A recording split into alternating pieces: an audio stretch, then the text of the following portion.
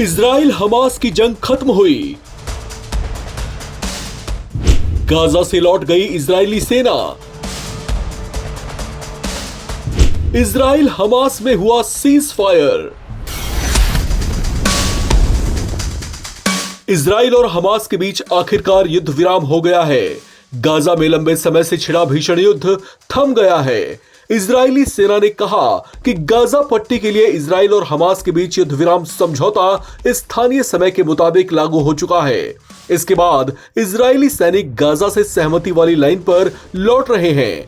ये घोषणा इजराइल के मंत्रिमंडल के गाजा पट्टी में युद्ध विराम, बंधकों और फिलिस्तीनी कैदियों की रिहाई की अमेरिका के राष्ट्रपति डोनाल्ड ट्रंप की योजना को मंजूरी देने के कुछ घंटे के बाद आई है। इसे लेकर इजरायली सुरक्षा फोर्स IDF की ओर से एक पोस्ट भी की गई, जिसमें लिखा है, the cease fire agreement came into effect at 12. Since 12, IDF troops began positioning themselves along the update deployment lines in preparation for the ceasefire agreement and return of hostages.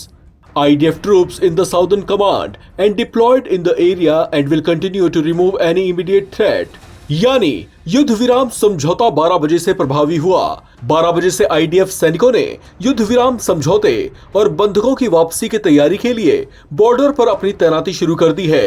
दक्षिणी कमांड में IDF सैनिक क्षेत्र में तैनात हैं और किसी भी तात्कालिक खतरे को दूर करने के लिए काम करते रहेंगे। इजरायली प्रधानमंत्री बेंजामिन नेतन्याहू ने राष्ट्र के नाम संबोधन में कहा कि सोमवार रात से शुरू होने वाला आगामी सिमहत तोरा उत्सव बंधकों की वापसी के साथ राष्ट्रीय आनंद का दिन होगा। इजराइल के नागरिकों ने 2 साल पहले एक राष्ट्रीय शोक देखा था। इस साल ये सिमहत तोरा राष्ट्रीय आनंद का दिन होगा। हालांकि इस दौरान नेतन्याहू ने हमास को चेतावनी भी दी कि अगर हमास समझौते की शर्तों का पालन नहीं करता तो युद्ध फिर से शुरू हो सकता है। उन्होंने ये भी कहा कि हमास को निशस्त्र किया जाना चाहिए और गाजा का विसैन्यीकरण भी होना चाहिए। नेतन्याहू ने कहा कि हमास के पास हथियार नहीं हो सकते हैं। हमें इस पर कोई भ्रम नहीं है। कैबिनेट से मंजूरी के साथ अब युद्ध विराम लागू हो गया है। Israeli media outlet times of Israel की रिपोर्ट के मुताबिक अधिकांश कैबिनेट मंत्रियों ने इस समझौते के पक्ष में मतदान किया था। वित्त मंत्री बेजलेल स्ट्रोमिच की अति दक्षिणपंथी धार्मिक जियोनिज्म पार्टी के मंत्री ओफिर सोफर ने भी समझौते का समर्थन किया। हालांकि पार्टी के दूसरे सभी मंत्रियों ने इसका विरोध किया था। बेन ग्विर की अति राष्ट्रवादी पार्टी ओत्जमा येहुदित के सभी सदस्यों ने समझौते का विरोध किया था। प्रधानमंत्री बेंजामिन नेतन्याहू के कार्यालय से जारी एक बयान में कहा गया कि मंत्रिमंडल ने बंधकों की रिहाई के लिए समझौते की रूपरेखा को मंजूरी दी है। इजरायली कैबिनेट की मंजूरी मिलने के साथ ही ट्रंप की गाजा शांति योजना का पहला चरण शुरू हो चुका है। इसके तहत हमास 7 अक्टूबर 2023 को अगवा किए गए बंधकों में से बाकी बचे सभी 48 की रिहाई करेगा।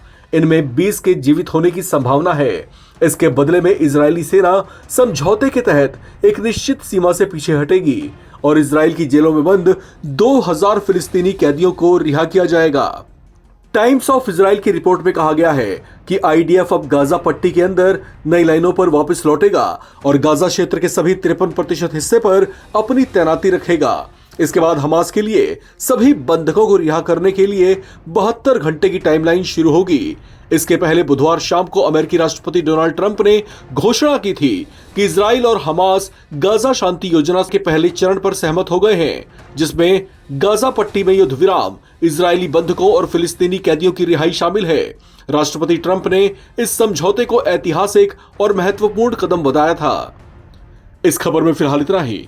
बाकी अपडेट्स के लिए आप बने रहें नवभारत टाइम्स के साथ।